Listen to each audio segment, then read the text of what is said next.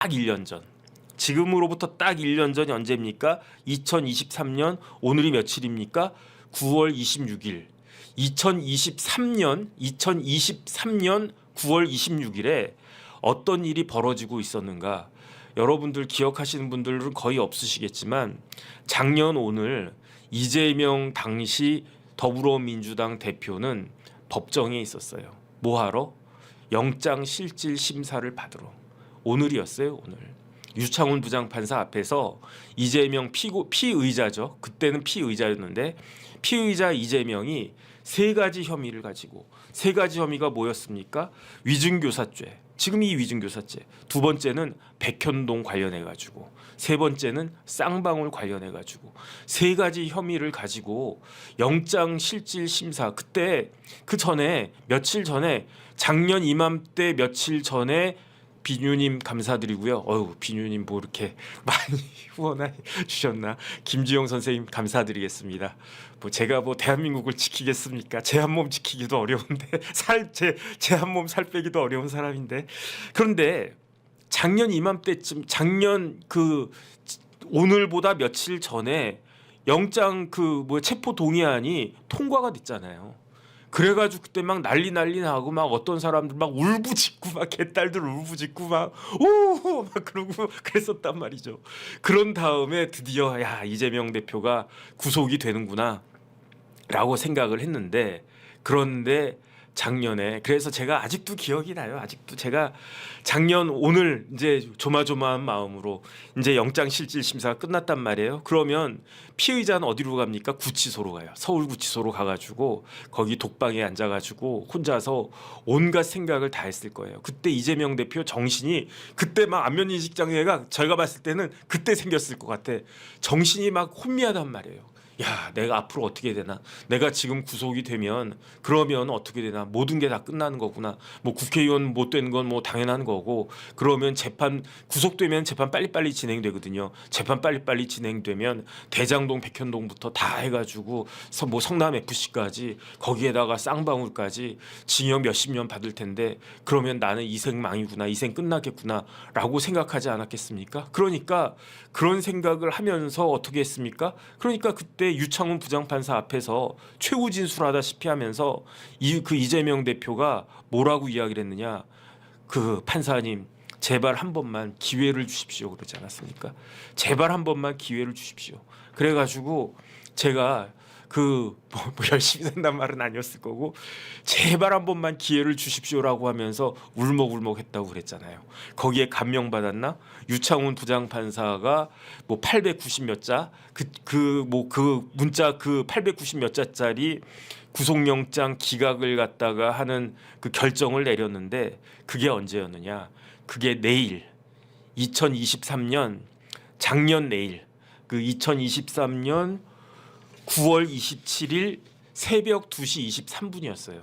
제가 그날 그 작년 오늘 밤에 이제나 나오나 저제나 나오나 이제나 나오나 저제나 나오나 예를 들어서 이런 거랑 똑같은 거예요. 제가 사법시험을 봤는데 되게 잘 봤어.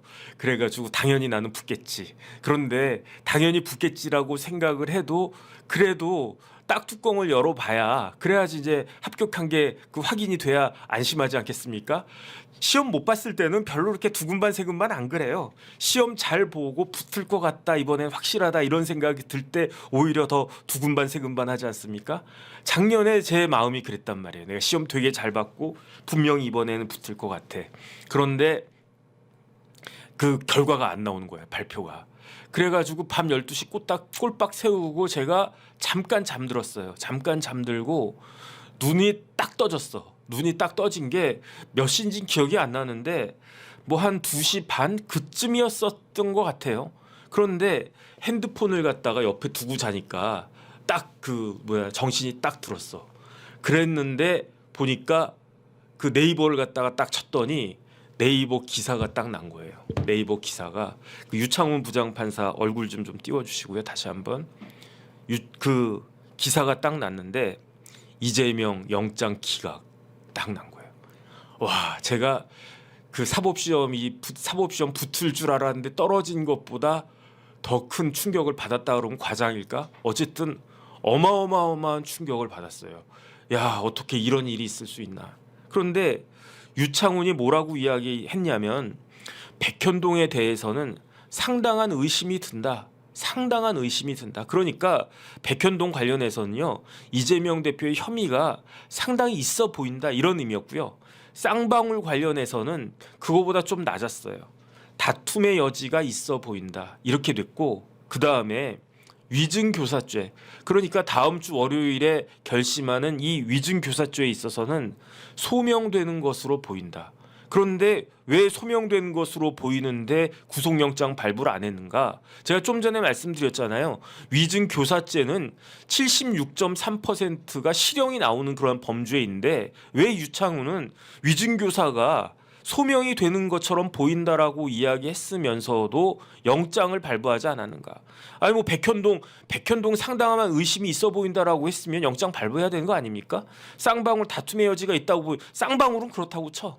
제가 봤을 때는 다툼의 여지도 쌍방울도 없어 보이는데 다 명백해 보이는데 쌍방울은 본인이 다툼의 여지가 있어 보인다라고 하니까 억울하면 네가 판사하지 이럴 거니까 그러니까 제가 그건 오케이. 그런데 백현동은 상당한 의심이 든다라고 했는데 왜 영장 발부 안 했습니까? 그 다음에 위증교사죄는 소명되는 것으로 보인다라고 했으면서 왜 영장 발부를 안 했습니까? 다시 말씀드릴게요. 76.3%가 실형이 나오는 범죄가 위증교사입니다.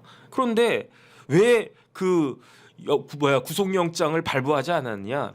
위증교사는 인멸할 증거가 없다고 그런 거예요. 그러니까 증거가 너무 빼박이기 때문에 그 이재명 피고인의 피의자, 그 당시엔 피의자니까 피의자 이재명에 대해서는 증거가 너무 빼박이기 때문에 그러니까 이거는 인멸할 증거가 없다. 인멸할 증거가 없으니까 구속하지 않아도 된다는 이런 논리였는데 그런데 지금 뭐라고 그럽니까? 뭐 어제인가 뭐 박균택 의원 나와가지고 그 검사장 출신 그 높았던 분이 나와가지고 뭐 이거는 뭐 어쩌고 저쩌고 저거는 어쩌고 저쩌고 뭐 그런 식으로 뭐 변명하고 있지 않습니까? 그런데 이미 유창훈 판사가 위증교사는 빼박이다. 왜 빼박이냐? 증거가 너무 확실하니까. 그러니까 내가 쓱 봤는데 그런데 위증교사는 빼박이다. 이거는 무조건 유죄다. 그렇게 이야기한 거예요. 유창훈 부장판사가. 그런데도 불구하고 구속하지 않은 거는 인멸할 증거가 없으니까 아예 뭐 이렇게 조금이라도 의심이 가는 게 있어야지 뭐 긴가민가하지 이건 너무너무 명백한 거니까. 어쨌든 그런 궤변으로 거기에다가 유창훈이 뭐라고 이야기했느냐. 피의자 이재명은 공적 감시와 비판의 대상이래. 그러니까 증거 인멸할 염려가 더 없을 거래. 미친 거 아닙니까? 바보 아닙니까?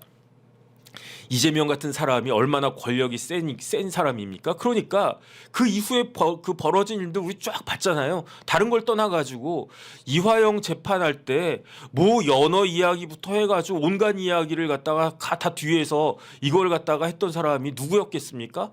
그 다음에 이재명 대표가 지금 뭐 김용 재판이나 누구 재판이나 보면은 막 위증이 횡행해요. 그런데 유창훈은 이 사람이 순진한 건가 바본가 아니면 좀 못된 사람인가 모르겠는데 피의자가 이재명이 공적 감시와 비판의 대상이기 때문에 증거를 인멸할 염려가 전혀 없고 그렇기 때문에 오히려 반대로 이재명 같은 사람한테는 방어권 보장의 필요성이 인정이 되고 방어권이 보장이 되어야 하고 그 다음에 심지어 수사의 원칙이 불구속 수사가 원칙이래나 그거 누가 모릅니까? 하지만 불구속 수사가 원칙이라고 하더라도 구속되어야 할 사람한테는 구속하는 게 원칙 아니겠습니까? 이거는 유전무죄 무전유죄 아니겠습니까? 이거는 권력이 있는 사람한테는 구속을 갖다가 안 하고 권력이 없는 피레미 같은 사람들만 영장 전담 부장판사 하면서 우르르 다 잡아는 사람이 누구냐? 그게 유창훈 아니겠습니까? 그래가지고 작년에 내일 9월 27일 02시 23분에 구속영장 기각이 딱 떨어지고 한 새벽 3시쯤이었을 거예요. 그거 이재명 대표 풀려나온 사진을 좀 띄워주세요. 그래서 이재명 대표가 진짜 지옥 같은 시간을 보냈을 거예요. 진짜 그때 뭐 칼에 이렇게 올해 여기 찔렸을 때보다 정신적 트라우마는 훨씬 더 심했을 거예요. 그때 이제 서울구치소에서 이렇게 나오면서 더군다나 그 직전에 이재명 대표 뭐 했습니까? 역사상 뭐 거의 예수님 같이 뭐 한 20며칠 단식하지 않았나?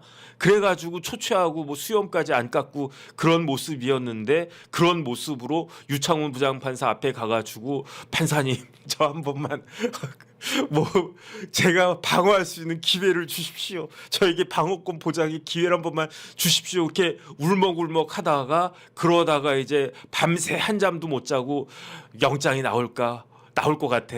그럼 어떡하지? 그럼 내 인생 어떡하지? 그러다가 혹시 안 나올 수도 있어. 혹시 안 나올 수도 있어. 그러고 있었는데 그런데 저거 말고 제가 보내드린 사진이 있거든요. 작년 그 사진 있어요. 작년 사진. 제가 조금 전에 보내드린 사진이 있는데 그거 한번 이따가 그 띄워주시고 그런데 제일 황당한 사람은 누굴 것이냐. 유창훈에 대해서 제일 황당한 사람은 누구냐면요. 다른 사람이 아닌 송영길 대표예요. 송영길 지금 소나무당 대표 아니겠습니까? 지금 서울 시내에 가보면 여기저기 소나무당 그 플랜카드가 몇 군데 걸려 있는 거 봤어요. 그런데 왜 제가 여기서 송영길 대표를 이야기를 하느냐? 저 사진보다 직전에 제가 보내드린 그 이재명 대표 사진이 있거든요. 저거예요. 저 때 이재명 대표가 저게 2023년 9월 27일 새벽 한 3시쯤 됐을 거예요. 지팡이 짚고 풀려나는 거예요. 야, 저기서 또 우리나라의 그 정치가 지금 이 모양이 된 것이 아닌가 저는 그런 생각을 하는데 그런데 12월 19일이 됐어요. 작년 12월 19일에 똑같은 유창훈 부장판사가 이번에는 송영길 그 전 민주당 대표에 대해서 돈봉투 사건 등과 관련해서 구속영장이 청구가 돼가지고 영장 실질 심사가 있었는데 그때 그 영장 실질 심사를 담당했던 부장판사가 누구였냐? 마찬가지로 유창훈 부장판사였어요. 송영길 사진 좀 띄워주세요. 아까 그거. 그런데 유창훈이 이번에는 저 송영길에 대해서는 구속영장을 발부했습니까? 안 했습니까? 발부한 거야. 그러니까 제가 봤을 때 유창훈은요. 부장판사인데 유창훈 부장판사는 유권 불구속, 무권 구속이야. 그러니까 똑같이 민주당 대표를 했는데 전직 대표는 얄짤없이 구속시킨 거야. 지금도 송영길 풀려 나왔다 이제는 그 구속기간 만료돼가지고. 그런데 그 권력이 있는 이재명에 대해서는 불구속, 영장 기각. 권력이 없는 끈떨어진 전직 민주당 대표, 제1당 대표라고 하더라도 전직 대표에 대해서는 얄짤없이 구속영장 발부. 어쨌든 이런 일이 작년에 있었던 겁니다. 그런데 제가 계속 말씀을 드리지만 그러니까 이재명과 송영길은 공통점이 있어요. 첫 번째 민주당 정치인이다 이런 거 그다음에 변호사다 이런 공통점도 있고 민주당의 전현직 대표다라고 하는 공통점이 있고 현직 당 대표죠. 그 송영길은 소나무당, 이재명은 더불어민주당. 그런데 결정적인 차이점이 있다. 송영길은 구속돼 가지고 정치적 생명이 지금 거의 끊어진 거고 이재명 대표는 그 구속영장이 기각이 돼 가지고 아직까지는 지금 별의 순간을 그냥 만끽하고 있는 거죠. 그런데 제가 여러 번 말씀을 드렸는데 이건 제 개인적인 생각인데 대한민국의 역사는 작년 오늘 그때 큰 상처를 입은 거다. 왜 그러냐면 작년에 이재명 대표가 구속영장이 기각이 됐어요. 작년에. 그래가지고 어떻게 됐습니까? 그때부터 그 대한민국 정치의 분위기가 확 바뀌었어요. 작년 오늘 이전에는 분위기가 어땠느냐? 민주당은 거의 망하기 일보 직전의 정당이었어요. 야, 이재명 같은 사람이 당대표다. 이재명이 이것도 했대. 이재명이 저것도 했대. 그다음에 구속영장 발부하면은 그 영장 하면 그 영장 청구를 갖다가 하면 계속 방탄이야. 만약에 작년에 이재명 대표가 구속영장 실질 심사가 안 되고 작년에 방탄이 이루어졌잖아요. 그러면 민주당 지금과 같이 그렇게 192석 운운하는 거 불가능합니다. 제가 봤을 때. 작년에 이재명 대표가 구속되지도 않고 방탄만 계속됐었어도 계속 수세적으로 뭔가 있으니까 자꾸 방탄을 갖다가 하는 거였지라고 했는데 어거지로 끌려가가지고 거의 지옥 문 앞까지 갔다가 살아오니까 그때부터 뭐가 됐습니까? 피닉스가 된 거잖아요. 피닉스. 불사조. 이인재가 불사조가 아니고 이재명이 불사조다. 이렇게 된 거 아닙니까? 그래가지고 작년 오늘 이제 구속영장이 기각이 된 다음에 그런 다음에 어떤 일이 있었습니까? 다음 달. 작년의 다음 달. 그러니까 2023년 10월 11일에 뭐가 있었는지 기억하세요? 2023년 10월 11일에 뭐가 있었냐면 강서구청장 보궐선거가 있었다고요. 그때 국민의힘에서는 김태우가 나왔고 그건 다 기억하시죠? 지금 강서구청장 누군지 나시는 분 있어요? 기억하시는 분 계세요? 어떤 사람이 지금 강서구청장 하고 있는지 그 모르실 거예요.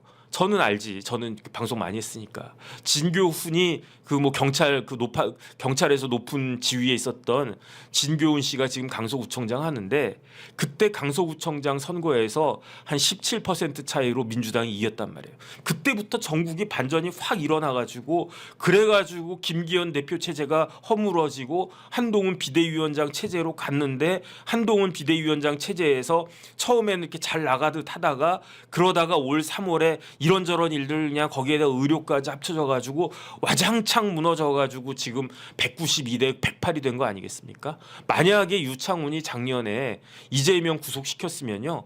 강서구청장 지금 김태우가 했을지도 모르고 만약에 강서구청장 선거 졌다고 하더라도 그까지 강서구청장 선거가 뭐가 중요합니까? 이재명 대표가 구속됐는데 아무도 관심 없었어요. 그런데 이재명 대표가 살아나 가지고 첫 번째 선거가 저 선거였는데 국민의힘에서 야 어떻게 재보궐 선거에 단초를 마련한 사람을 공천을 갖다가 하느냐 뭐 이상한 거 아니냐 너무한 거 아니냐 이런 이야기 나오고 아니나 다를까 그 결과 17% 차이로 대패하고 그러다 보니까 갑자기 그냥 줄다리기 할 때 우리 편이 막 거의 끌고 와가지고 조금만 더 하면은 우리가 이기는 걸로 딱 됐는데 갑자기 힘을 갖다가 쫙 빼면서 줄이 저쪽으로 확 넘어가기 시작했다가 강서구청장 선거에서 확 넘어가가지고 그래가지고 다시 또 끌고 오려고 하다가 다시 그냥 확 해가지고 진 거 아니겠습니까?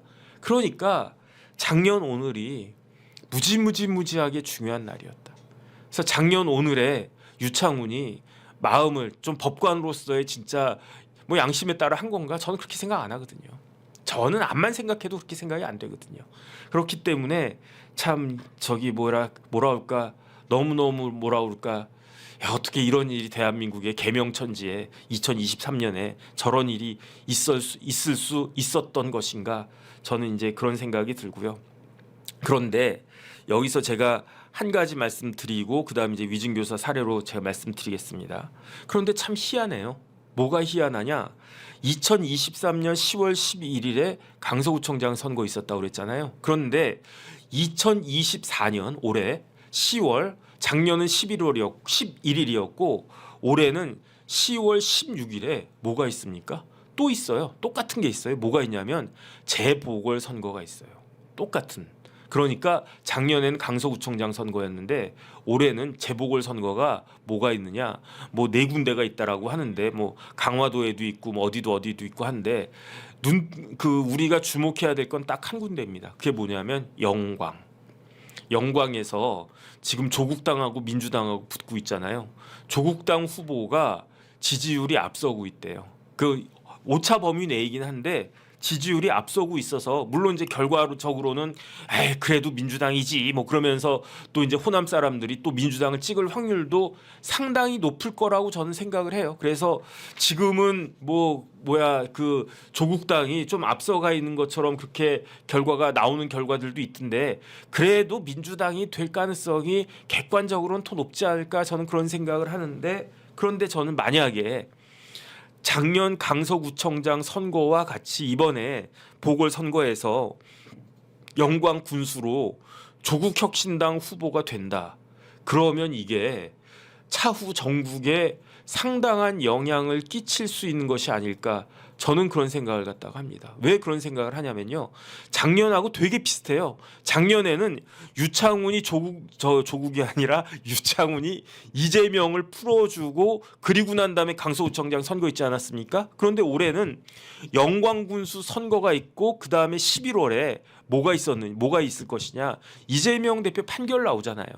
그러니까 작년에는 9월에 유창훈의 결정이 있었고 10월에 그 재보궐선거가 있었는데 올해는 그 순서가 바뀌어 가지고 10월에 영광군수 재보궐선거가 있고 11월에 이재명 대표 판결이 나온단 말이에요. 그런데 지금 뭐 이재명 대표가 뭐 민주당을 꽉 잡고 있죠. 뭐 꽉 잡고 있고 뭐 아주 그냥 기세가 하늘을 갖다가 찌르는데, 그런데 이거는 지금 민주당의 국회의원들이나 아니면은 야당을 지지하는 사람들 중에 100% 이재명 지지합니까? 아니에요. 제가 봤을 때. 지난번에 그 선거에서 경선에서 그 이재명 대표가 당대표가 됐을 때 뭐 거의 90%막 이렇게 돼가지고 90% 가까이 득표했잖아요. 그래서 야, 역시 모든 일극 체제다 이런 식으로 이야기하지만 저는 그렇게 안 봐요. 보이지 않는, 이야기를 하지 않는, 말하지 않는 사람들이 대부분이다. 저는 그렇게 생각하거든요. 왜냐하면 투표율만 해도 투표율이 처참했잖아요. 그러니까 뭐 10명 중에 두세 명이 찍어서 그 두세 명이 90%를 이재명 지지했다고 해봤자 30%에 90% 해봤자 27%가 지지하는 거 아닙니까? 그러면 70%는 딴 생각 갖고 있다는 이야기잖아요. 그런데 그게 가시적으로 증명되는 것이 뭐냐? 눈에 보이지 않는 사람들이 이재명을 지지하는 것이 아니다라고 하는 게 드러나는 첫 번째 계기가 무엇일까? 그게 제가 봤을 때는 영광 군수 선거거든요. 민주당의 텃밭 중에 텃밭, 전남에서 그 중에서도 영광에서 만약에 이제 이재명 대표가 민주당이 패했다? 그러면 제가 봤을 때는 이재명 리더십에 금이 싹 가기 시작하는 거고요. 그 다음에 그 이제 11월 15일부터 그다음 위중교사죄는 언제 판결할지 모르지만 뭐 그때 비슷하게 이제 판결을 갖다 하겠죠. 그때 실형 선고가 빵빵 터지고 유죄가 빵빵 터지고 공직선거법 뭐 실형 딱 나오고 위중교사죄 뭐 징역 3년 딱 나오고 이렇게 되면, 그러면은 작년과 순서는 반대지만 작년에 그 국민의힘을 갖다가 강타했던 그 태풍이 민주당에도 그 몰아쳐올지 않는다라고 하는 보장이 있나? 저는 아닐 것 같다는 생각이 들거든요. 그러니까 어쨌든 참 작년 그 오늘에 있었던 그건 너무너무 저는 유감이라고 생각을 하고, 그런데 지금 이제 올해에는 우리가 관심 갖고 봐야 될 게 첫 번째 영광 군수, 그다음 두 번째 일단은 11월 15일, 그다음 위중교사는 11월 15일보다 조금 늦게 나올 것 같아요. 한 11월 한 20일쯤 나오지 않을까? 저는 그런 생각을 하는데 그때 판결이 어떻게 나올 것이냐, 거기에 대해서 우리는 주목을 해야 된다, 그런 생각이 들고요.